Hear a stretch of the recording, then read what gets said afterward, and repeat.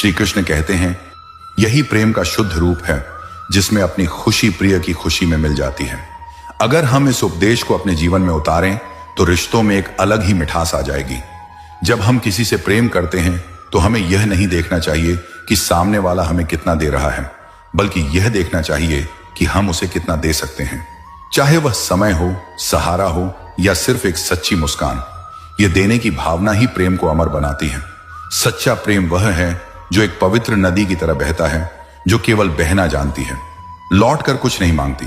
और जब प्रेम हमारे भीतर से बहता है तो यह हमें भीतर से समृद्ध करता है। देने में जो आनंद है वह पाने में कभी नहीं मिलता। ऐसा प्रेम ही हमारे जीवन को सुंदर, रिश्तों को मजबूत और हृदय को संतुष्ट करता है। जब हम बिना अपेक्षा के प्रेम करना सीख लेते हैं तो हमें प्रेम का असली स्वाद मिलता है, और वह स्वाद मीठा ही नहीं बल्कि जीवन को अर्थ देने वाला होता है। घड़ी की सुई की तरह जीवन में अपने रिश्तों को बनाए रखें। फर्क नहीं पड़ता कि कोई तेज है और कोई धीमा, मायने रखता है जुड़े रहना। जिंदगी में जैसे जैसे आगे बढ़ते हो, माता पिता की कही हर बात सच होती नजर आती है। दुआएं और धन दोनों कमाइए। दुआएं वहां काम आती हैं जहां धन काम नहीं आता।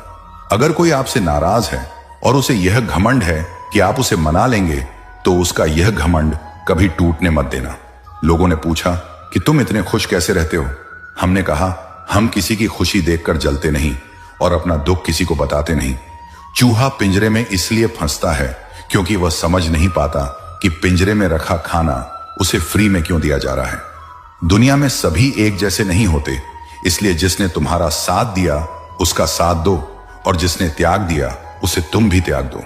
जरूरत पड़ने पर लोग बिना रिश्ते के भी रिश्ता बना लेते हैं, और जरूरत खत्म होने पर बने बनाए रिश्तों से मुंह मोड़ लेते हैं। लोगों की बकवास का जवाब ना देने वाले को कमजोर मत समझना, क्योंकि वे समझदार लोग होते हैं जो कभी कीचड़ में पत्थर नहीं मारते। श्री कृष्ण कहते हैं, नमक रोटी खाकर सो जाना, पर अपनों के सामने कभी हाथ मत फैलाना, क्योंकि जितना वे देंगे नहीं उससे अधिक वे सुनाएंगे। जब नादान थे तो रोज जिंदगी के मजे लेते थे। जब से समझदार हुए, रोज जिंदगी हमसे मजे ले रही है। पहले मैं होशियार था इसलिए दुनिया बदलने चला था। आज मैं समझदार हूं इसलिए खुद को बदल रहा हूं।